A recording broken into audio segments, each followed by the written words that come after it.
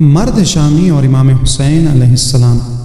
اہل شام میں سے ایک شخص حج یا کسی دوسرے مقصد سے مدینہ آیا۔ ایک دن اچانک اس کی نگاہ ایک ایسے آدمی پر پڑی جو ایک کونے میں بیٹھا ہوا تھا۔ وہ سوچنے لگا یہ آدمی آخر کون ہے۔ قریب ہی کھڑے ہوئے ایک دوسرے شخص سے اس نے دریافت کیا، کیوں بھائی یہ کون ہے؟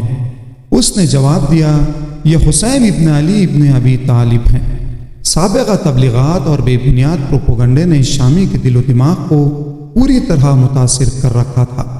شام حضرت عمر کی خلافت کے دور میں فتح ہوا تھا، اور فتح اسلام کے بعد پہلی بار حکومت شام کو یزید بن ابو سفیان کے سپرد کر دیا گیا۔ 2 سال حکومت کرنے کے بعد یزید مر گیا۔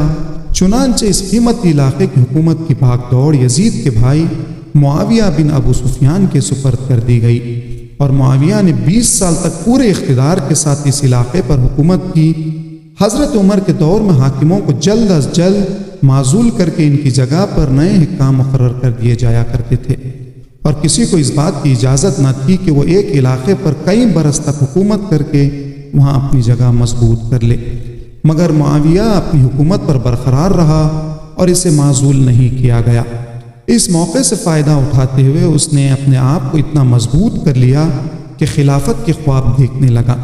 چنانچہ 20 سال کی حکومت کے بعد ایک خونخیز جنگ کے ذریعے اس کے خواب پورے ہو گئے، اور اس نے آئندہ 20 برس تک شام اور دیگر اسلامی مملکت پر خلیفہ مسلمین کی حیثیت سے حکومت کی۔ اس طرح سرزمین شام پر جنم لینے والوں نے عمومی حکومت کے سائے میں پرورش پائی، اور انہی کی تعلیم و تربیت میں شامی لوگ پروان چڑھے۔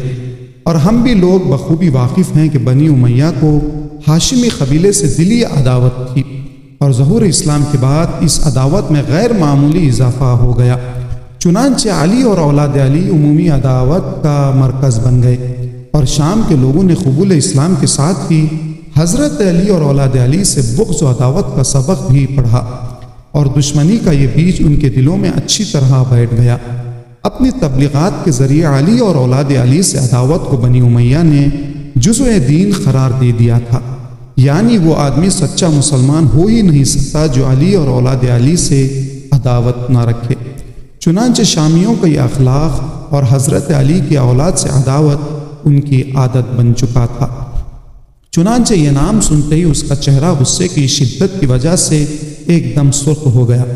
اس نے قربتاً الی اللہ کی نیت سے امام حسین پر بے شمار گالیوں کی بوچھاڑ کر دی، اور گندے سے گندے الفاظ کے استعمال کے ذریعے اس نے اپنے دل کی بھڑاس نکال لی۔ امام حسین علیہ السلام اس مخلص شخص کی گالیوں سے قطع ناراض نہیں ہوئے، اور نہایت خوش اخلاق اور کمال محبت کے ساتھ اس کے چہرے کی طرف نگاہ اٹھاتے ہوئے قرآن مجید کی ان آیات کی تلاوت کرنی شروع کر دی، جس میں حسن اخلاق، عفو اور چشم پوشی کی تعلیم دی گئی ہے۔ قرآن آیات کی تلاوت کے بعد انہوں نے اس شامی کو مخاطب کرتے ہوئے کہا، ہم تمہاری ہر خدمت اور تم سے ہر طرح کی تعاون کے لیے آمادہ ہیں۔ اس کے بعد اس مخلص سے دریافت کیا، کیا تم اہل شام میں سے ہو؟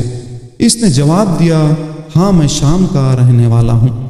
پس امام حسین علیہ السلام نے کہا، اہل شام سے ایسے اخلاق کا تجزیہ مجھے ہے، اور میں بخوبی واقف ہوں کہ اس بد اخلاقی اور عداوت کا سبب کیا ہے۔ پھر اس مخلص کو مخاطب کرتے ہوئے امام نے کہا، تو اس شہر میں مسافر ہے، اس عالم غربت میں اگر تجھے کوئی چیز ضرورت ہو تو بیان کر، میں تیری ہر خدمت کے لیے حاضر ہوں۔ میں تجھے اپنے مہمان بنانا چاہتا ہوں، اور تجھے قلعت و نقد وغیرہ بھی دینا چاہتا ہوں۔ اپنی بے شمار گالیوں کے عوض میں وہ مرد شامی ایک انتہائی شدید عکس العمل کا منتظر تھا۔ اسے یہ امید نہ تھی کہ اس کی گستاخی اور جسارت کو بالکل ہی نظر انداز کر دیا جائے گا۔ امام کے اخلاق نے اس شخص کے اندر ایک زبردست روحانی انقلاب برپا کر دیا، اور وہ بے ساختہ کہنے لگا، میری دلی خواہش تھی زمین پھٹ جائے اور میں اس میں سما جاؤں۔ اے کاش اپنی نادانی کی وجہ سے میں نے یہ گستاخی نہ کی ہوتی۔ اس وقت تک میری نظر میں حسین اور ان کے باپ سے بڑا میرا کوئی دشمن نہ تھا، اور اس واقعے کے بعد سے میری نظر میں حسین اور ان کے والد بزرگوار علی ابن ابی طالب سے زیادہ عزیز کوئی دوسرا نہیں ہے۔